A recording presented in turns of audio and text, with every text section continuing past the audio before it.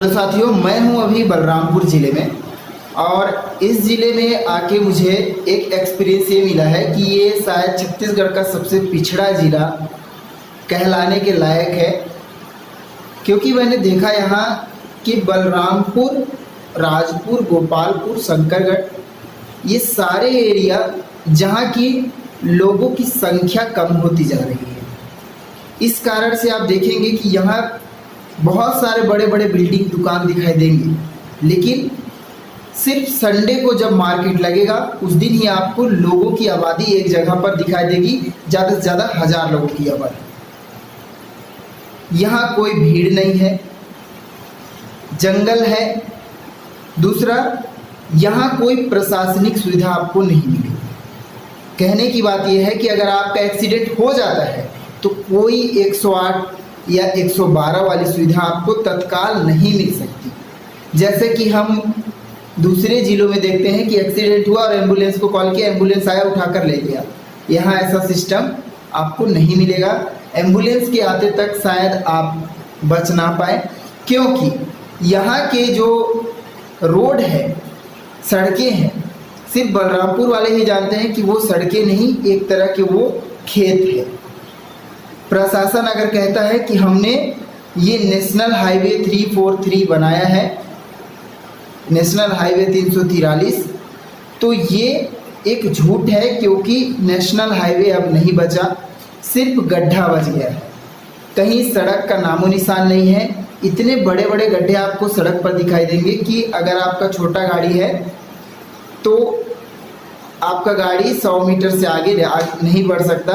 कई लोग तो अंबिकापुर से राजपुर तक का जो ट्रैवल है बस से करते हैं, अपनी गाड़ी से नहीं करते। गाड़ी होते हुए भी बाइक होगा तो कहीं गिर जाएंगे, एक्सीडेंट हो जाएगा। कार होगा तो काफ़ी गंभीर उसको डैमेज हो जाएगा। इतना घटिया रोड है और प्रशासन बिल्कुल शांत है, इस पर कोई ध्यान नहीं दिया जाता है। इतना डस्ट उड़ता है यहाँ कि 2-3 दिन मुझे यहाँ आए हुए और तबीयत खराब हो गई। जब मैं हॉस्पिटल गया ब्लड देने के लिए राजपुर में, तो पता चला कि यहाँ ब्लड 9 बजे लिया जाता है, रिपोर्ट 4 बजे लिया जाता है। मतलब कहने की बात यह है कि अगर किसी को सीरियस प्रॉब्लम है तो भैया बंदा समाप्त हो जाएगा, रिपोर्ट बाद में आएगा, ठीक है। और रोड इतना घटिया कि उसको रोड ही नहीं कहा जा सकता। दूसरा, यार किस तरह की बदहाली है, ना यहाँ पंचायत खुलते हैं, ना यहाँ लोग अपने घर से निकल पा रहे हैं डस्ट के कारण, या कोई और प्रॉब्लम है, समझ नहीं आता। पूरा रोड सुनसान है। अगर कहीं आपका गाड़ी बिगड़ गया तो आप नहीं बनवा सकते। बनवाने के लिए भी आपको कम से कम 20 किलोमीटर आगे या 20 किलोमीटर पीछे गाड़ी लाना पड़ेगा।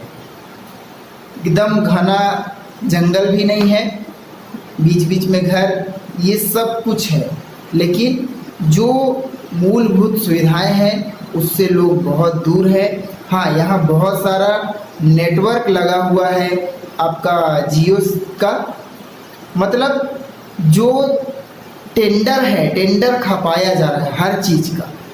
गवर्नमेंट हर चीज़ का टेंडर ऐसे रूरल और रिमोट एरियाज़ में खपा रही है, लेकिन मूलभूत सुविधाएं वहाँ के लोकल लोगों को नहीं मिल रहा है। और ये बहुत बड़ा एक प्रॉब्लम है। यहाँ देखिए, सरकारी स्कूलों में ज़्यादा एनरोलमेंट नहीं है, ज़्यादातर Saint Xavier school, DAV school, मतलब प्राइवेट स्कूल्स ज़्यादा हैं, ज़्यादा बच्चे प्राइवेट स्कूल में पढ़ते हैं। यहाँ आपका सरकारी सुविधाएं, अगर मैं कहूँ कि सरकारी सुविधाएं हो और बहुत अच्छी फैसिलिटीज़ हो, ऐसा कुछ भी यहाँ नहीं है। और यहाँ आने के बाद शायद मुझे बहुत प्रॉब्लम हुआ। शायद यहाँ के लोगों को यहाँ इसी स्थिति में रहने की आदत हो गई होगी और मुझे थोड़ा सा एडजस्ट करना पड़ रहा है। बट बलरामपुर में सुधार होना चाहिए, प्रशासन को उठना पड़ेगा।